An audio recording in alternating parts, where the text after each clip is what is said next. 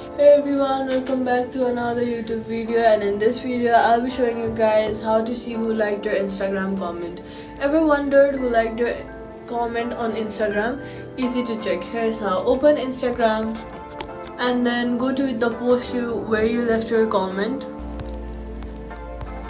and then scroll down until you see your comment. You can scroll through and see everyone. Right under your comment, you'll see a small number of heart icon. This shows how many likes your comment has. Tap on that number. After tapping, Instagram will show a list of people who liked your comment. You can scroll through and see everyone. You can also check your notifications tab. When someone likes your comment on Instagram, usually sends an alert, so you will see their name there too.